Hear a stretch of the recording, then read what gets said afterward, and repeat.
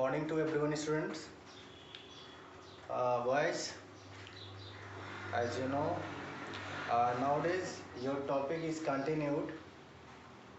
Your topic is now prepositions, and last days we are all discuss about on the kinds of some prepositions, and I am telling you about of some kinds of prepositions. जैसा हमने आपको बताया था where is use in का use कहाँ होता है और एट का यूज कहाँ होता है और इनटू का यूज एट व्हाट प्लेस कहाँ पे होता है। ये सारे यूजेस लगभग हमने आपको बताया हुआ था, ठीक है। और आज जो है हम आपको यूज बताने वाले हैं, कुछ प्रीपोजिशंस के बारे में बताएंगे। जैसे हमने उस दिन ऑन और अपान के बारे में भी यस बताया था। ऑन के भी बारे में बताया था, अपान के बारे में। तो जैसे ऑन के बारे में ये होता है जब कोई अस्थाई वस्तु होती है, जब कोई वस्तु क्या होती है अस्थाई पोजीशन में होती है, तो वहाँ पे आप ऑन का यूज करते हैं। जैसे वह चेयर पर है, he is on the table, ठीक है, he is on the table हो गया। और अपान का यूज कब होगा? जैसे अपान में क्या होता है कि इसमें जो है जो वस्तु होती है वो मूवमेंट के पोजीशन में होती है। क्या होती है? वो जो वस्तु होती है वह मूवमेंट के पोजीशन में होती है, अर्थात गतिशील होती है। जैसे the cat jumped upon the table, तो यहाँ पर कैट क्या कर रही है? जंप कर रही है अपॉन द टेबल, क्या किसके ऊपर? टेबल के ऊपर। तो टेबल के ऊपर कर रही है, तो इसलिए हमें क्या है, इसमें गति है, फोर्स है, मूवमेंट है। सो ऐसे कंडीशन में जब वेग होता है, किसी वस्तु के ठीक ऊपर एक्शन होता है, काम होता है, तो ऐसे कंडीशंस में आप तो क्या करोगे? ऊपर वाले कंपार्ट में वहाँ पे आप अपान का यूज करोगे। Okay boys. और स्थिरता वाली बात आती है, अस्थाई वाली बात आती है, तो ऐसे कंडीशन में यूज ओनली वन ऑन। उसी में ऐड का भी आता है। ऐड का यूज हमने बताया था आपको। ऐड का यूज कहाँ होता है? ऐड का यूज जो होता है वह किसी प्लेस पर होता है। छोटे प्लेस के लिए यूज करते हैं आप, और कस्बे के लिए यूज होता है, और क्या नाम है, होम के लिए यूज होता है, विलेज के लिए यूज होता है। जैसे मैं उस गांव में रहती हूँ, I am live at that place, या आई एम लिव, या फिर कह सकते हो I live at that village. तो ऐसे इस प्रकार के छोटे छोटे कस्बों, छोटे छोटे ग्रामों के लिए, आप छोटे छोटे शहरों के लिए, छोटी छोटी जगह के लिए पर के लिए ऐड का यूज आप कर सकते हैं, ठीक है। ये हो गया आपका ऐड का हो गया। और आइन का क्या नाम है, ऑन का हुआ, अपान का हुआ, ठीक है। और इनका हमने बताया था, इनका जो मे के लिए आप यूज करते हो, जब फ्यूचर के लिए आप फ्यूचर प्लानिंग करते हो, वहाँ पे इनका आप यूज करते हो। और जैसे कोई बड़ा देश हुआ, बड़ा शहर हुआ, ऐसे प्लेस के लिए आप इनका यूज करोगे। जैसे वह मुंबई में रहता है या कानपुर में रहता, तो ही लिव इन मुंबई, तो इनमें ऐसे यूज करोगे। इनका यूज क्या नाम, स्थिरता के लिए भी यूज होता है, अस्थाई के लिए। जैसे कि वह कमरे में है, he is in the room, तो ऐसे कंडीशंस में भी इनका यूज किया जाता है, ठीक है। ये हो गया। और इनटू के बारे में हमने ऑलरेडी बताया आपका। इनटू का यूज, इनटू का मतलब होता है वेग, गतिशील होता है, इसमें मूवमेंट होती है। जो वस्तु होगी या जो कुछ एनीथिंग एल्स जो भी होगा, that will be in moving position, उसमें क्या होगा? गति होगी। तो जब गति वाली पोजीशन आता है मे के लिए, पर्टिकुलर किसके लिए? मे शब्द के लिए जब आता है, तो वहाँ पर आपका क्या होता है? इनटू का यूज होता है। जैसे वह पुल से नदी में कूदा, तो वह पुल से नदी में कूदा, तो ही जंप्ड हो जाएगा। वह कूदा कहाँ से? ब्रिज से। तो from the bridge, sorry, he jumped into the river होगा, यस। वह पुल से नदी में कूदा, तो नदी में कूदा, पहले इसका कूदने का, ही जंप्ड इनटू द रिवर, ठीक है। कहाँ से? फ्रॉम द ब्रिज, ऐसे होगा। तो इनटू पुल से जब आप नदी में कूद रहा है, तो उसमें वेग है, तो वेग के लिए वहाँ मे की पोजीशंस के लिए आप इनटू का यूज करेंगे, ठीक है। जैसे मैं कमरे में प्रवेश किया, तो यहाँ पर क्या है? आप यहाँ पे मूविंग पोजीशन पे हो, तो मैं आई इंटर्ड हो जाएगा कहाँ पे? कमरे में, इनटू द रूम, ऐसे करके होगा, ठीक है बाबू। तो इस प्रकार के सेंटेंस में आप जो है, इस प्रकार के यूजेस में या इस प्रकार के ट्रांसलेशन में आप इनटू के लिए, मे के लिए इनटू का यूज करोगे। कहाँ? मूवमेंट पोजीशन पे। ये आपका इनटू का यूज हो गया। ठीक है, अब चलते हैं हम बिहाइंड तथा आफ्टर, आफ्टर की ओर चलते हैं। क्या है वो? बिहाइंड, बिहाइंड में क्या होता है? बिहाइंड का मतलब होता है पीछे होता है ना, बिहाइंड का है हो गया। और इसी में आपका आ गया कौन सा बाबू? इसी में आफ्टर भी मैं ऐड कर दे रहा हूँ, बिहाइंड तथा आफ्टर, AFTER। देखिए बिहाइंड तथा आफ्टर हो गया, ठीक है। कि बिहाइंड जो है, बिहाइंड जो बिहाइंड वर्ड है, यानी बी फॉर बिहाइंड समझिएगा। बिहाइंड वर्ड जो है क्या क्या करता है? बिहाइंड प्लेस की तरफ, प्लेस की ओर संकेत करता है। नोटिस करिएगा, बिहाइंड क्या करता है? बी यानी बिहाइंड प्लेस की ओर, प्लेस की तरफ, प्लेस की ओर संकेत करता है। ठीक है बाबू, ये हो गया आपका बिहाइंड का कुछ। बिहाइंड क्या करता है? या किसी प्लेस की ओर इंडिकेट करेगा, रिफर्ड करेगा, ठीक है, वो संकेत संकेत करता है। ये आपका बिहाइंड का हो गया। आफ्टर क्या करता है? या टाइम की ओर इशारा करता है। आफ्टर, ए फॉर आफ्टर समझिएगा, यह है समय, समय बोले तो टाइम, टाइम की ओर संकेत करता है, संकेत करता है। देखो बिहाइंड क्या है? यस, बिहाइंड मीन्स होता है पीछे, आफ्टर मीन्स क्या होता है? बाद में होता है ना। तो ये तो इसका शाब्दिक अर्थ हुआ, बट यहाँ पर क्या होता है कि कभी कभी ट्रांसलेशन में इसका जो थीम है, उसका जो मेन मतलब है, मीन्स हो, उसको कहते हैं कि स्ट्रेच करके अगर देखते हैं तो कई उसके अर्थ निकलते हैं बिहाइंड का। जैसे इसमें बिहाइंड का हम चलते हैं कि द शॉप, एक एग्जांपल लेते हैं, the shop, the shop is behind the wall, the shop is behind the wall। देखिए the shop is behind the wall, यानी दुकान जो है कहाँ है? दीवार के पीछे है। अब यहाँ पर जो है क्या है? दुकान कहाँ पे है? शॉप कहाँ पे है? कह रहा है कि वॉल के क्या है? बिल्कुल पीछे है, ठीक है। तो यहाँ पर इशारा हुआ कि नहीं? प्लेस की तरफ इशारा हुआ कि नहीं? प्लेस की तरफ इशारा हुआ, यानी शॉप कहाँ पे बाबू? शॉप जो है आपके बिल्कुल क्या नाम है? दीवार के ठीक पीछे।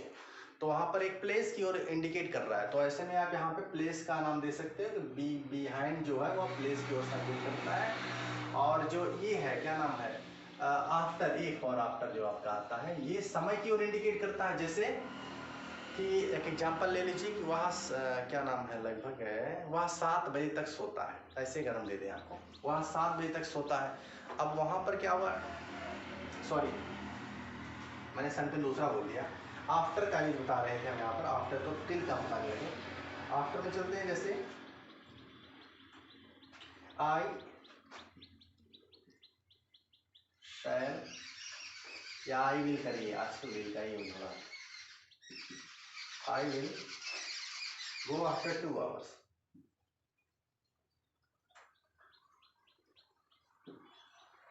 I will go after 2।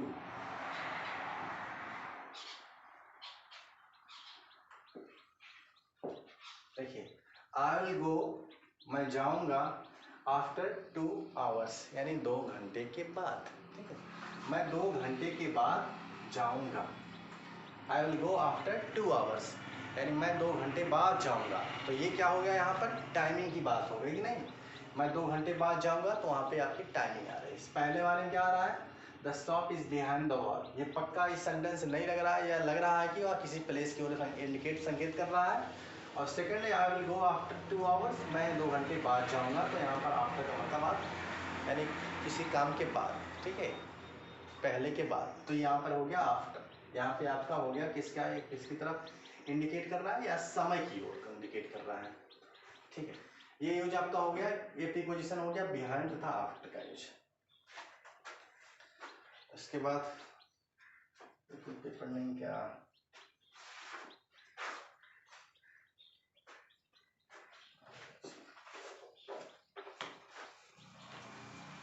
इसके बाद हम आपको बता रहे हैं टिल एंड टू का ही बता रहे हैं आपको।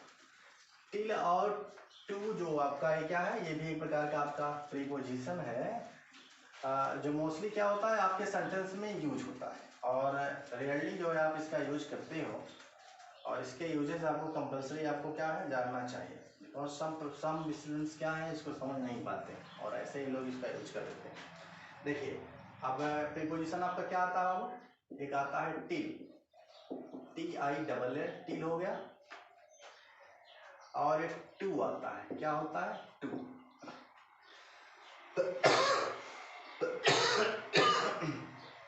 देखिए टिल का प्रयोग जो होता है, टी का प्रयोग यानी टिल का प्रयोग समय तथा टू का प्रयोग स्थान के लिए होता है, तथा टू का प्रयोग यानी टू कर देते हैं, टू का प्रयोग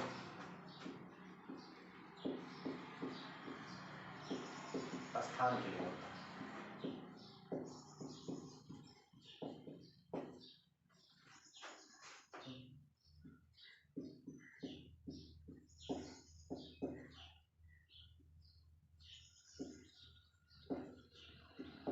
ठीक है,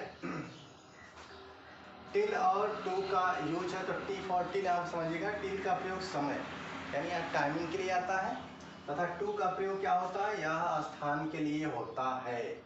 ठीक है, जैसे एग्जाम्पल आपको देते हैं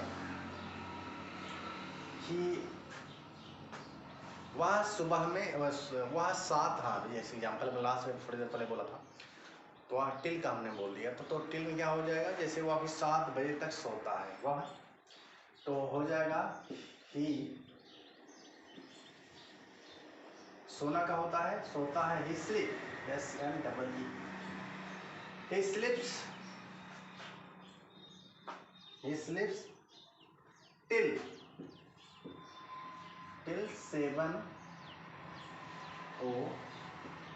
o'clock। देखिए he sleeps till 7 o'clock, वह 7 बजे तक सोता है, यहाँ पे आपका टिल मीन्स क्या होता है, तक होता है, और ऐसे में आपका टिल का यूज होता है। ठीक है, जैसे इस कहते हैं ना कि स्कूल 5 दिन तक बंद रहेगा, the school will be close till 5 days। ठीक है, तो इस प्रकार का क्या होता है, टिल 5 days, तो इस प्रकार टिल का यूज होता है, तक के लिए आप टिल का यूज करते हो। ये आपका क्या है, प्रीपोजिशन है। टू क्या है, टू क्या करता है, या किसी प्लेस की ओर इशारा करता है। जैसे I walked to the end of the road, I walk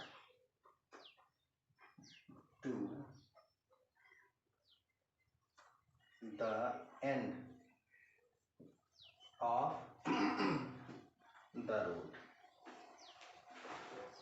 ठीक है, I walk to the end of the road।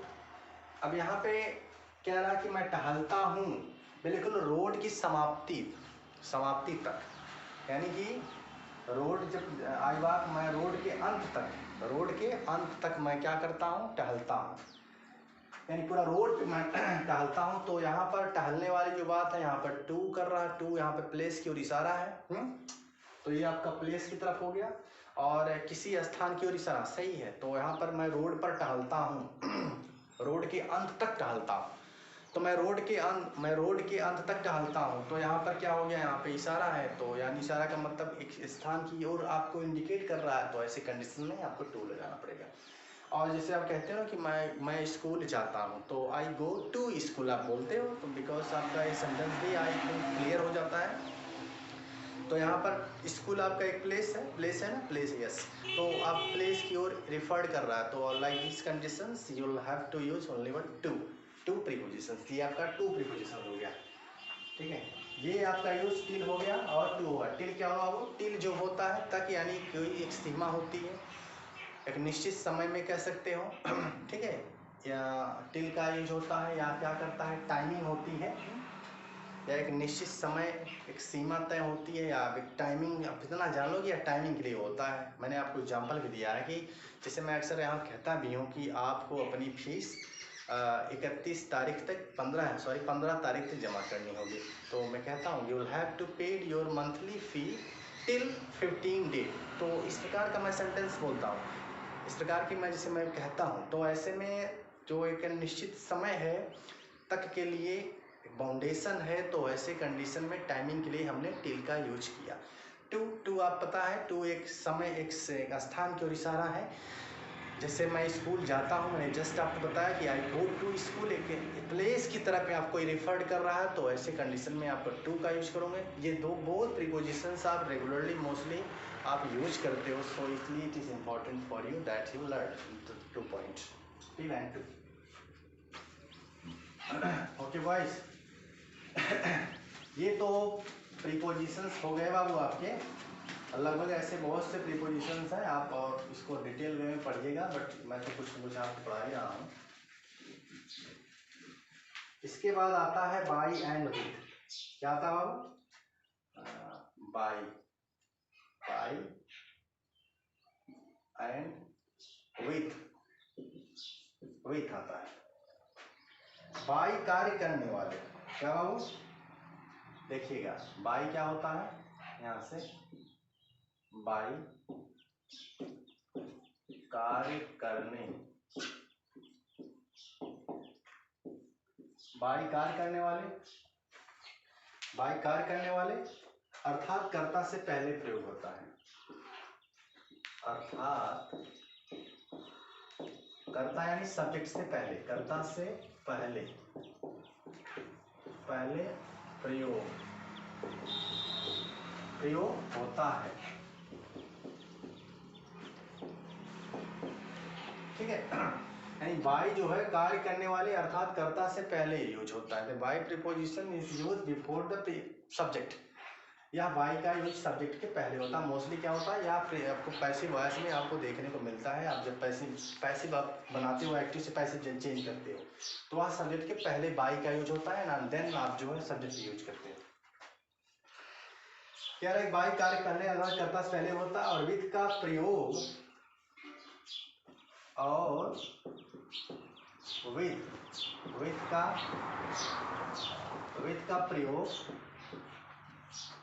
With का प्रयोग जो है किसी यंत्र के लिए होता है। WITH होता है। विथ का प्रयोग किसी यंत्र बोले तो क्या, टूल बोलते हैं ना, टूल या इंस्ट्रूमेंट बोलते हैं, यंत्र के साथ होता है,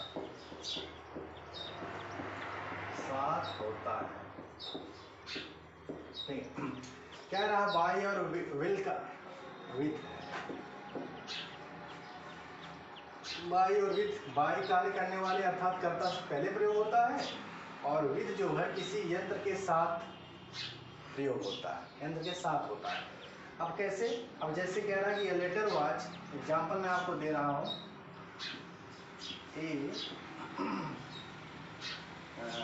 लेटर वाच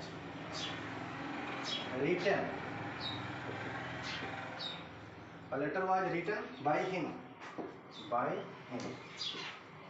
अब देखिए यहाँ पर क्या है, पैसिव हमने बना दिया, वह एक पत्र लिखता है, तो वह जो यहाँ पे जब ऑब्जेक्टिव केस में आएगा तो यहाँ पर ही का हिम हो जाएगा, यू नो।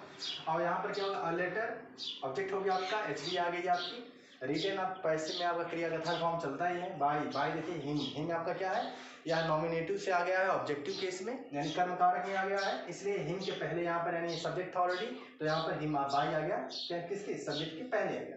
तो यहाँ पर ये हो गया, आपके रूल के हिसाब से अब कहीं कहीं करेक्ट निकलता है, तो ये होता है यूज ऑफ बाई, ठीक है।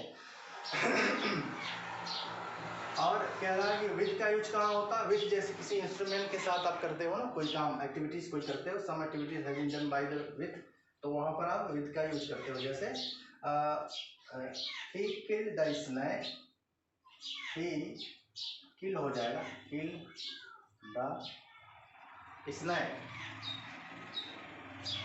he killed the snake with a sword, SWORD, sword में तलवार होती है। He killed the, उसने सांप को मारा, किससे मारा? With a, अरे क्या लिख रहा हूँ, with a sword, उसने तलवार से। अब तलवार का और क्या नाम है, तलवार का, तलवार कौन लिया? वह लिया है, तो उसका कहीं न कहीं ये जो है वो साथ में है कि नहीं, यानी वह जो, वह का मतलब यहाँ प्रोनाउन है, तो उसके साथ में तलवार की, तो उसके साथ में, जो साथ के लिए यहाँ पर विद आप यूज करोगे, यानी कोई इंस्ट्रूमेंट आपके हाथ में होना चाहिए, तो ऐसे कंडीशन में आप विद का यूज करें। जैसे वह कलम से लिखता है, ठीक है। अब यहाँ पे ट्रांसलेट अगर आपका ट्रांसलेशन करना हो तो कैसे यूज करोगे? वह कलम से लिखता है, तो he writes with a pen होगा। He writes with a pen, यानी कलम के साथ। तो जैसे वो इतना कहेगा, साथ नहीं भी आता है, वह कलम से लिखता है, यानी कलम से लिखता है। अब से के लिए यहाँ पर आप फ्रॉम नहीं लगाओगे, टू नहीं लगाओगे, यहाँ पर आप क्या लगाओगे? बिकॉज कलम एक इंस्ट्रूमेंट है, इंस्ट्रूमेंट हो गया, टूल हो गया प्रकार का, तो जो किसी के माध्यम से यूज हो रहा है, तो ऐसे में आप साथ के लिए यूज करोगे। वह गेंद खेलता है, ऐसे में वह गेंद खेलता है, तो he plays with a ball होगा, और कोई दूसरा यूज नहीं होगा, क्योंकि गेंद के साथ खेलता है। तो इससे में क्या होता है, अगर आप विथ नहीं लगाते हो तो your sentence will be wrong, आपका सेंटेंस गलत हो जाएगा। इतना इम्पोर्टेंस है किसका? इतना इम्पोर्टेंस आपके प्रीपोजिशंस का है। तो अभी रिमेनिंग में बहुत से अभी और भी पेंडिंग में है कुछ प्रीपोजिशंस, और वॉइस हम will discuss on the next video. तब तक के लिए गुड बाय।